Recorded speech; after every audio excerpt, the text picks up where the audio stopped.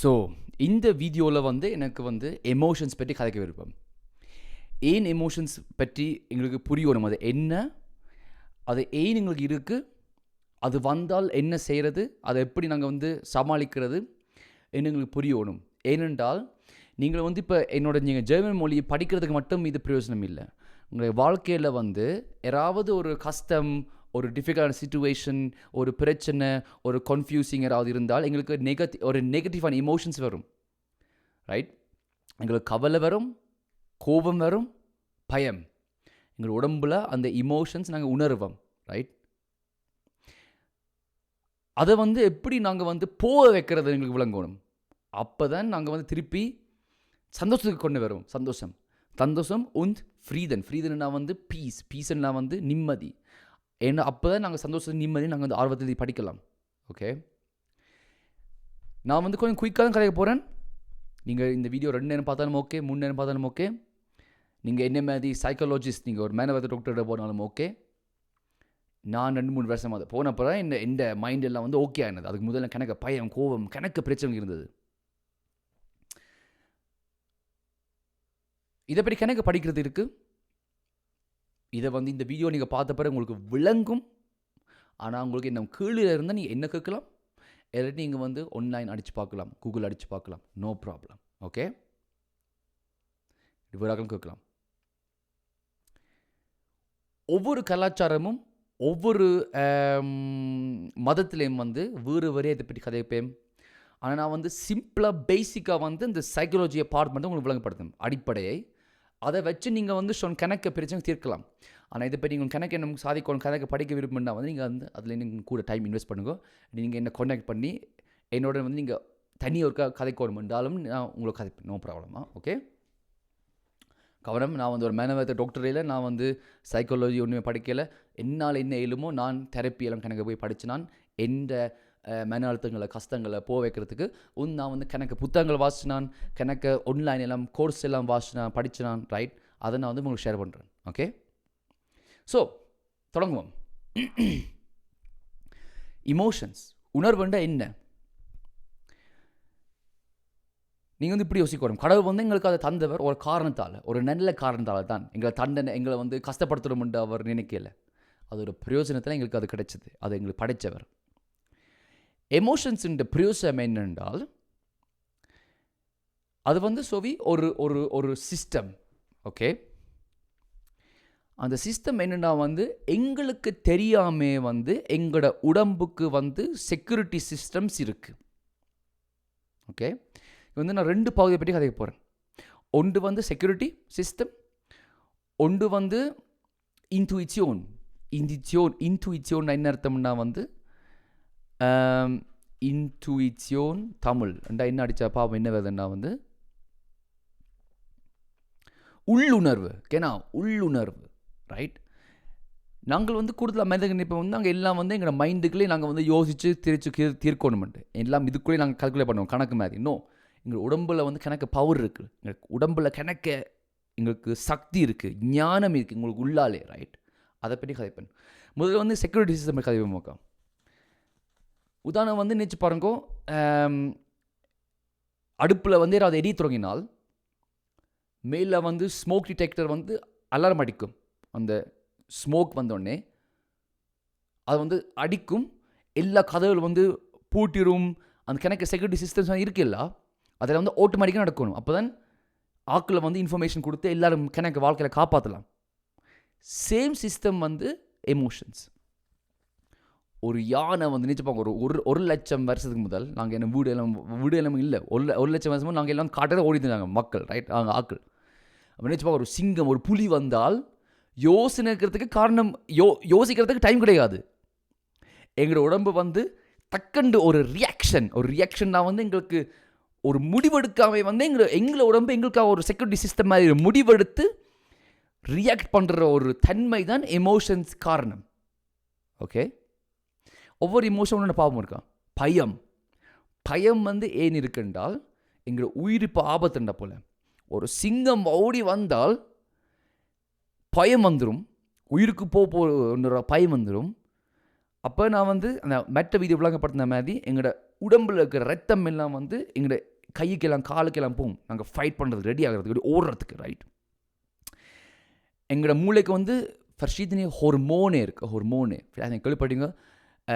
Adrenalin, Dopamin und verschiedene Hormone இருக்குது. Cortisol oder அதெல்லாம் வந்து உடம்புல கொட்டும். அதே நடக்கும்டா வந்து இதயம் அடிக்க தொடங்கும்.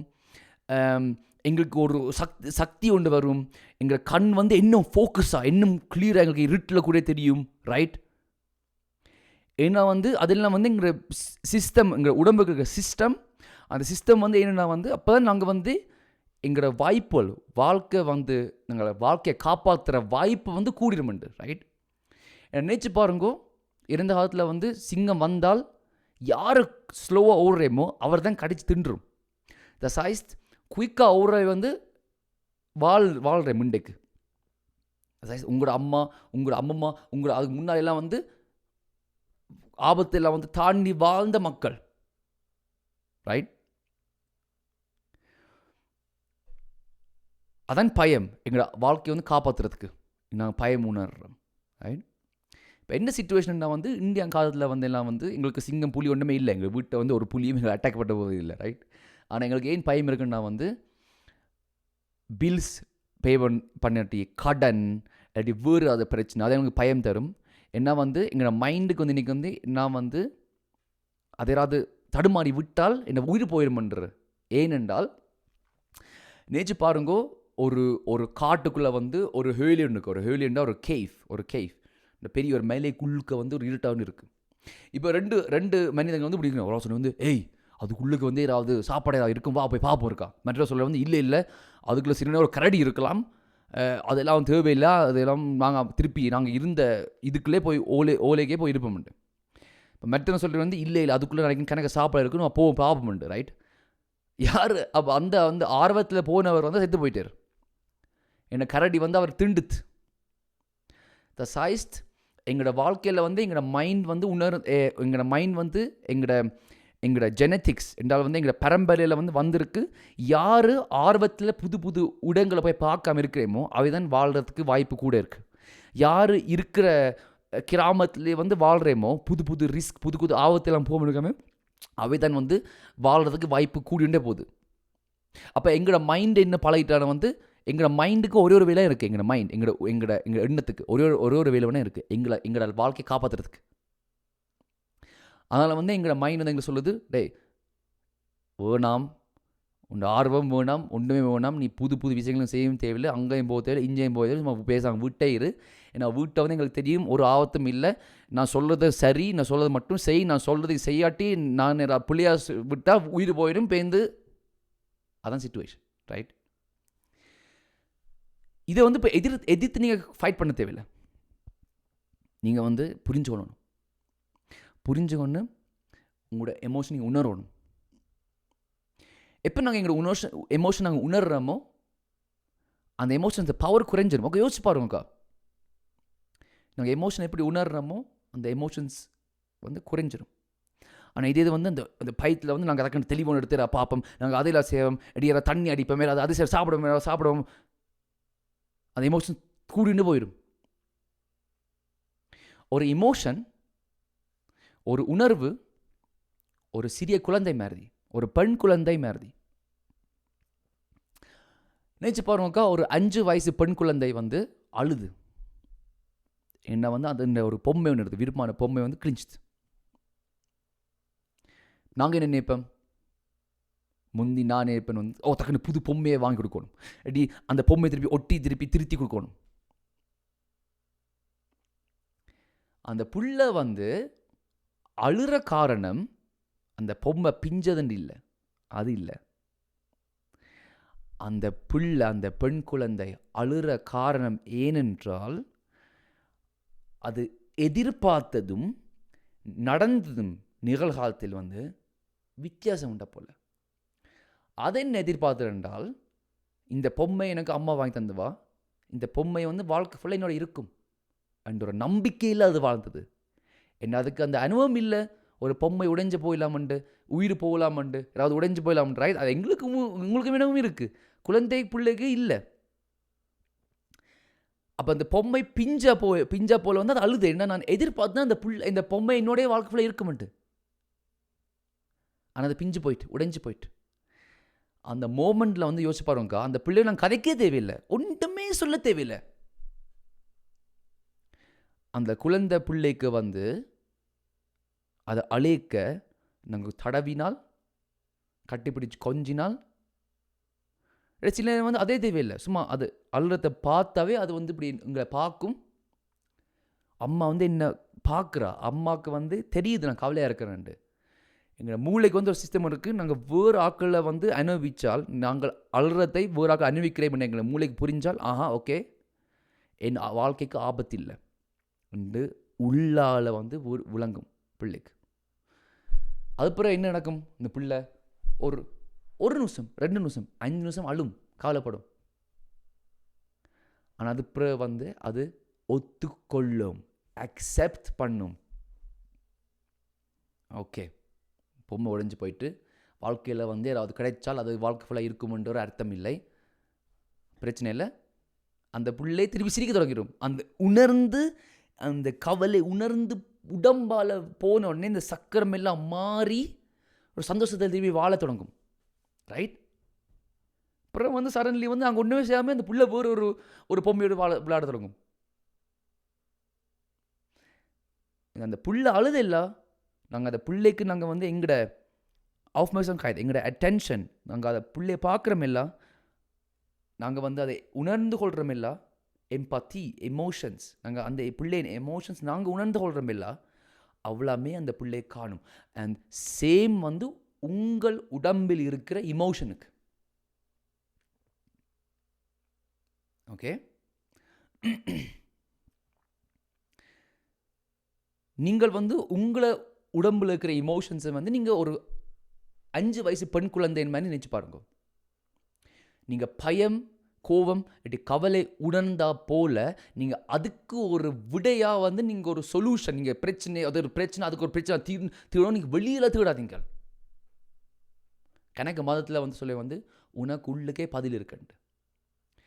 அந்த இமோஷன்ஸை வந்து நீங்கள் உடம்புல உணருங்கோ, அந்த இடத்துக்குள்ளே சுவாசிங்கோ. இப்போ நெஞ்சுக்குள்ளே வந்து அது கொஞ்சம் இறுக்கி இருக்கும், ஒரு பாரமாக இருக்கும், ஒரு ஒரு ஒரு ஒரு ஒரு வருத்தமாக இருக்கும். ரைட்? இப்படி வந்து இங்கே வயிற்று கீழே கொஞ்சம், ரைட், இப்படி கீழே எங்களோட ஸ்டொமக் இந்த ஏரியாவில், இப்படி இதுக்குள்ளே நான் எனக்கு அளவு வந்தாலும் இதுக்குள்ளே நான் வந்து ஃபீல் பண்ணுவேன், இப்படி இதுக்குள்ளே நான் ஃபீல் பண்ணுவேன். இதான் இந்த சக்கரை பாயிண்ட்ஸ், சக்ரா. இதுக்குள்ளே அந்த எனர்ஜி வந்து இப்போ ஸ்டக் ஆயிரும். அதை உணர்ந்தால் அது வந்து ஆட்டோமேட்டிக்காக மாறி போயிடும். அது தியானம், மூச்சு பயிற்சியெல்லாம் செய்யலாம். நீங்கள் பெட்டில் இருந்து அது உணர்வோம், ஒவ்வொரு நாளும் உணர்ந்தால் எல்லா கவலையும் போயிடும் வாழ்க்கையில். நான் உங்களுக்கு ப்ராமிஸ் பண்ணுவேன், இது உண்மை. ஒரு மந்திரமும் தேவையில்லை, ஒரு இதுவும் தேவையில்லை, பூஜை ஒன்றுமே தேவையில்லை. உணர்ந்தாவே காணும், அது விட்டு போயிடும். அந்த நெகட்டிவான எமோஷன்ஸ் வந்து உணவு மட்டும் போகணும் மட்டும் இல்லை, அது வந்து சந்தோஷமாக மாறிடும். சந்தோஷமாக மாறினோடனே வந்து நீங்கள் அதை சந்தோஷத்தை வந்து நீங்கள் பாவிக்கலாம், ஒரு இன்ஸ்பிரேஷனாக, ஒரு அடுத்த நோக்கத்துக்கு நீங்கள் பாவிக்கலாம். பெண் அந்த குழந்தை வந்து கிழிஞ்ச பொம்மையை வந்து உங்களை வந்து தந்துட்டு வேறு பொம்மையை விளையாடுற மாதிரி. தசாயிஸ்த் கவலையை வந்து உணர்ந்து கொண்டு சந்தோஷமாக மாறி நன்றி. அதுக்கு ஏன்னா வந்து அட்லீஸ்ட் இவ்வளோ நாளாக வந்து அந்த பொம்மையோட இருந்தது என் புள்ள நினைச்சு, ஓகே அதுக்கு நன்றியோடு இருக்கும். இந்த காலத்தில் இவ்வளோ நாள் அந்த பொம்மை வச்சுருந்தான், ரைட்? அந்த அனுபவத்துக்கு நன்றி. என் வாழ்க்கை ஃபுல்லாக அந்த பொம்மை இல்லாமல் வாழ்ந்தால் அது இன்னும் ஒரு பெரிய கவலை இல்லை. வாழ்க்கை ஃபுல்லாக அந்த பிள்ளை அம்மா இல்லாமல் வாழ இன்னும் ஒரு பெரிய கவலை இல்லை. அட்லீஸ்ட் இதாவது எனக்கு கிடைச்சிருக்கணும். நன்றியில் வாழ்ந்து அந்த கவலையை உணர்ந்து போவிட்ட அப்புறம் அடுத்த சந்தோஷத்தில், அடுத்த நோக்கத்தில் நீங்கள் வந்து அடுத்த வேலையை பாருங்கள். பயம் இருந்தால் அதை உணர்ந்து அந்த பயம் ஏன் என்று புரிஞ்சு கொண்டு எங்களோட மைண்டுக்கு நாங்கள் கொஞ்சம் நிம்மதியை கொடுத்து கொஞ்சம் அக்செப்ட் பண்ணி, ஓகே பிரச்சனை இல்லை, பயம் இருந்தாலும் என்ன பிரச்சனை, இப்போ உண்மையாக ஒரு வாழ்க்கைக்கு ஆபத்தாக இல்லையா அந்த சுவாசித்து எங்கள் உடம்பை நாங்கள் கால் பண்ணலாம். நாங்கள் சுவாசித்தால் எங்கள் உடம்புக்கு நாங்கள் சிக்னல் அனுப்பலாம். எங்களோட உடம்போடு நாங்கள் கதைக்கல மொழியில், எங்கள் உடம்புக்கு நாங்கள் சிக்னல் தான் அனுப்பலாம். சுவாசித்து மூச்சு பயிற்சி செய்தால், ஸ்லோவாக நாங்கள் ப்ரீத் பண்ணினால் எங்கள் உடம்புக்கு நாங்கள் சிக்னல் அனுப்போம். எல்லாம் சேஃப். ஒரு யானையும் ஒரு புலியும் ஒரு பயம் ஒன்றுமே இல்லை, ஒரு எதிரியும் இங்கே இல்லை. நீ பயப்படுறதுக்கு ஒரு காரணமும் இல்லை. அப்புறம் வந்து இந்த பயம் வந்து குறைஞ்சிரும். பயம் குறைஞ்சோடனே வந்து நீங்கள் பயம் கொஞ்சம் இருந்தாலும் அதை செய்யுங்கோ. சரியோ பிள்ளையோ உண்டாலும் வந்து கதைங்கோ. சின்ன குழந்தை வந்து தண்ணிக்கு குதிக்க முதல் குதிக்க மட்டும் பயமாக இருக்கும். அப்புறம் அப்பா சொல்லுவாங்க, பிரச்சனை குட்டி தண்ணிக்கு விழு, நான் அவனை பிடிப்பேன்.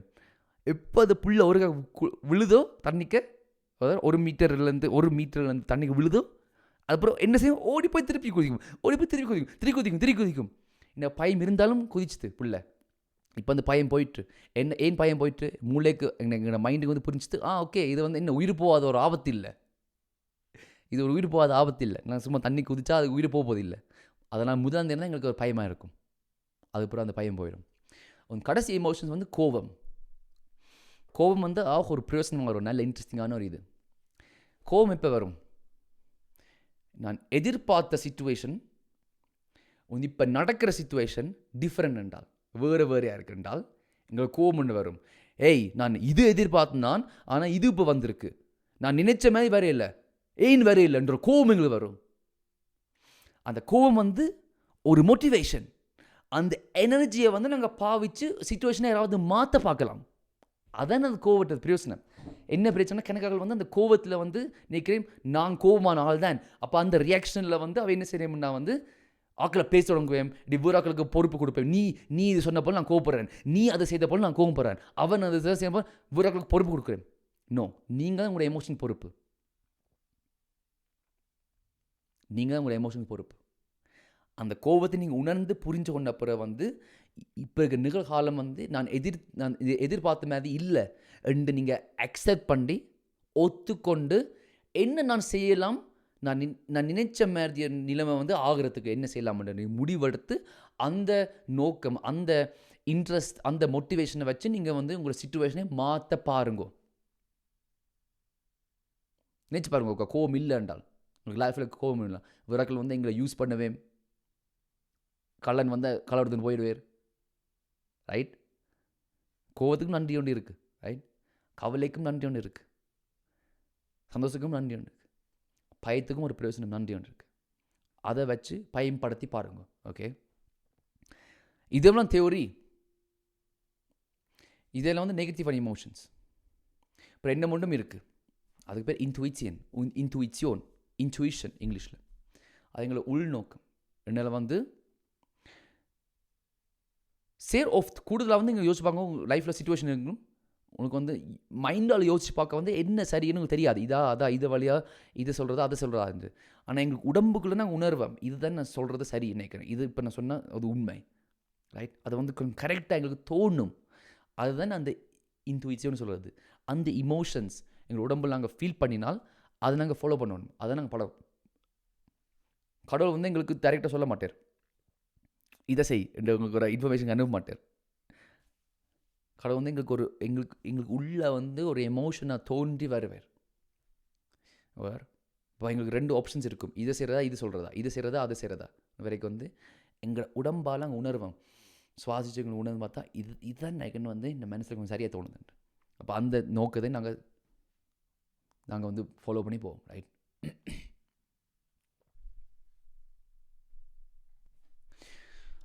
ஸோ இப்போ நான் உண்மையாக நினைக்கணும் வந்து உங்களுக்கு எல்லாம் தெரியும் இதை பற்றி உண்மை அடிப்படை காணும் கணக்கு விஷயங்கள் செய்கிறதுக்கு. இப்போ நீங்கள் உங்களுக்கு வீட்டு வேலை தாரணும், உங்களோட வாழ்க்கையில் வந்து உங்களுக்கு கணக்கு கவலை கோபம் எல்லாம் இருந்தால், இனிமேல் இப்படி எனக்கு வாழ விரும்பணும் நீங்கள் முடிவெடுத்தால் அப்படி முடிவெடுங்கோ. என்ன வந்து நாங்கள் சொல்லலாம், நான் முந்தி கணக்கு கோபமாக இருந்து, நான் கணக்கு கவலையாக இருந்தது, கணக்கு டிஸ்டர்பாக இருந்தது, எனக்கு கணக்கு டிஸ்கம்ஃபர்ட்டாக இருந்தது, கணக்கு இதாக இருந்தது, பயமாக இருந்தது, கணக்கு என்ன எமோஷன் ஸ்டக்காக இருக்குது, பிரச்சனை இருந்தது. எப்போ நான் அதை பற்றி நான் கணக்கு படிச்சேனோ இந்த வாழ்க்கை ஃபுல்லாக மாறிட்டு, 180% ஃபுல்லாக மாறிட்டு, புது மனிதன் மாதிரி எனக்கு உணர்வு வந்துட்டு ஒரு எண்ணம். ஏன்னா வந்து எந்த எமோஷன்ஸ் வந்து நான் அடிமையில், இந்த எமோஷனுக்கு எந்த எமோஷன்ஸ் வந்து என்ன கண்ட்ரோல் பண்ணல, நான் தான் எந்த எமோஷன்ஸ் வந்து புரிஞ்சு கொண்டு அதை வச்சு ஒரு உதவியாக வச்சு நான் வந்து நடந்து கொள்கிறேன் என் நோக்கத்தை குறித்து, ரைட்? உங்களுக்கு வாழ்க்கையில் கணக்கு கவலையில் கோவம் இருந்தால் அதை விட நான் நினைக்கணும் வந்து அந்த கவலை கோவங்கள் நாங்கள் ஃபீல் பண்ணாடி தான் அது வந்து வருத்தங்கள் ஆயிடும் உடம்புக்குள்ளே. அந்த எனர்ஜி, அந்த சக்கரம் வந்து கேன்சர் ஆயிடும், பட் யாராவது வேறு வருத்தம் ஆயிடும். அதுக்கும் கணக்கு எவிடன்ஸ் எல்லாம் இருக்குது. நீங்கள் யோகி ஹிந்துயிஸ்மு சரி புத்திஸ்மு சரி அதை பாருங்கக்கா. கணக்கு ஆகலாம் வந்து கேன்சர் எல்லாம் வந்து ஹீல் பண்ணிக்கிறேன், அப்படி கணக்கு வருத்தங்கள்லாம் ஹீல் பண்ணிக்கிறேன், உணர்ந்து மட்டுமே அதை ஹீல் பண்ணிக்கிறேன், எண்ணத்தோடையும் உணர்வோடையும். உங்களோட வாழ்க்கையில் கணக்கு கவலைகள் கோவங்கள் பயங்கள் இருந்தால் வந்து என்ன செய்யணும்னா வந்து இனிமேல் ஒவ்வொரு நாளும் வந்து ஒரு 30 நாளைக்கு ஒரு 40 நாளைக்கு வந்து ஒவ்வொரு நாளும் வந்து ஒரு அரை மாத்தியாலும் பெட்டில் கிடந்து உடம்புக்கு மட்டும் உணர்ந்து கொள்ளுங்க. ஒன்றுமே நீங்கள் யோசிக்க தேவையில்லை, பிரச்சனை தீர்க்கணும் ஒன்றுமே இல்லை. உடம்புக்கு எமோஷன்ஸ் மட்டும் காணுங்க. ஸோ ஒரு 5 வயசு பெண் குழந்தை வந்து உங்கள்கிட்ட வந்து அப்பா இப்படி அம்மா நான் வந்து இது தயாரினம் பண்ணிக்கிறேன், நான் இது வரைந்திருக்கிறேன், நான் இது எழுதிக்கிறேன், இது லாடிச்சாமன் பாருக்கா, நாங்கள் வந்து சும்மா அதை அப்படி பார்த்தாவே அதுக்கு பிள்ளை காணும். இதை பார்த்து அதை உணர்ந்து வா அப்படி வளர்ந்தேன் அங்கே அது கதைக்கு தேவையில்லை, அதை செய்ய தேவையில்லை. சேம் சிச்சுவேஷன் உணர்வு இருக்குது. நீங்கள் என்ன போயிட்டு கடந்து உணருங்கோ, எமோஷன்ஸ் உணருங்கோ, உடம்புல உணருங்கோ. தொடக்கத்தில் ஒன்றே நீங்கள் உணர மாட்டீங்க. ஆனால் இப்போ இந்த போக உங்கள் கண்ணாடி வந்து போட்டு நல்லா கிளியராக தெரிய மாதிரி எனக்கு எல்லாம் வந்து உடனே தெரியும். எனக்கு இதில் ஒரு கோவம் வந்த இதுக்குள்ளே எல்லாம் வந்து எனக்கு எரியும். இப்போ ரைட் இதுக்குள்ளே எல்லாம் வந்து எனக்கு ஃபீல் பண்ணுவேன். இதுக்குள்ளே வந்து கோவம் எல்லாம் இதுக்குள்ளே. அப்போ அதை வச்சு நான் இன்ஃபர்மேஷன் வச்சு நான் வந்து எனக்கு புரிஞ்சுக்கணும் இது இந்த எமோஷன்ஸ். அதை வச்சு ஏதாவது ஞாபகம் வரும், இறந்த காலம் நடந்த விஷயம், கவலை விஷயம், அந்த ஞாபகத்தை நான் வந்து உணர்ந்து கொள்ளணும். கண்டிப்பாக வரும் எனக்கு. அதை செய்ய கவலையெல்லாம் போக வந்து நீங்கள் ஃபீல் பண்ணுவீங்க. கணக்க பாருங்க வந்து உடம்பு விட்டு போன மாதிரி இப்போது எல்லாம் லொக்கராக எல்லாம் ஈஸியாக இருக்குன்னு ஒரு உணர்வு ஒன்று வரும். இதெல்லாம் நான் என் ஃப்ரெண்ட்ஸுக்கு விளங்கப்படுறதுக்கே அவையும் செய்த புறவா சொல்லணும். எனக்கு இப்போ பெரிய வித்தியாசமாக தெரியும் லைஃப்பில். ரைட் ஒரு நாளும் செய்யுங்க. ஓகே எப்போ எனக்கு வந்து நான் வந்து என் மைண்டில் கொஞ்சம் கூட கவலை கோவம் டிஸ்டர்பாக இருந்தால் நான் ஓகே இப்போ திருப்பி டைம் ஆகிட்டு நான் வந்து எமோஷன் ஆகணும். und அடிக்ஷன் இருக்குல்ல, அடிக்ஷன்னா வந்து சுஹ்த். ஒருத்தர் ஆல்கோஹோல் அடிமை, அப்படி யாராவது கட்டு கஞ்சா அப்படி வேறு ஏதாவது டெலிஃபோன் எல்லாம் அந்த அடிமை எல்லாம் ஏன்னா வந்து அதே நேரம் இருக்குன்னா வந்து எங்களுக்கு அந்த அடிமை எனக்குன்னா வந்து எங்களோட எமோஷன்ஸ் எங்களுக்கு ஃபீல் பண்ண விருப்பம் இல்லாத நோக்கத்தில் எங்களோட மைண்ட் எங்களுக்கு அது பதிலாக தருது. எங்களோட மைண்ட் வந்து சொல்லுது உனக்கு வந்து இந்த எமோஷன்ஸ் உனக்கு ஃபீல் பண்ண விரும்பம் இல்லையா, அப்போ இதை பாரு, இந்த தெளிவான எடுத்து பாரு, அது ஒரு நல்ல ஒரு சொல்யூஷன், ஒரு நல்ல விட. ரைட் ஆனால் எப்போ நாங்கள் வந்து எங்களோட எமோஷன்ஸை உணர்ந்து நாங்கள் விடுறோமோ அந்த அந்த அந்த அந்த அந்த அந்த சாப்பிடணும் அடி தெளிவான பார்க்கணும் அடி இப்போ தண்ணி அடிக்கணும் என்ற ஒரு ஒரு ஒரு ஃபீல் போயிடும். எப்போ அது போதோ நீங்கள் வந்து ஃப்ரீ. அப்போ தான் உங்களுக்கு உண்மையானே ஒரு சுதந்திரம் ஒன்று கிடைச்சிடும். ரைட் ஓகே பற்றி வேறு கேள்வி இருந்தாலும் எனக்கு கேளுங்க, நோ ப்ராப்ளம். ட்ரை பண்ணி பாருங்கக்கா, பெரிய வித்தியாசம் தெரிய போகுது உங்கள் லைஃப்பில்.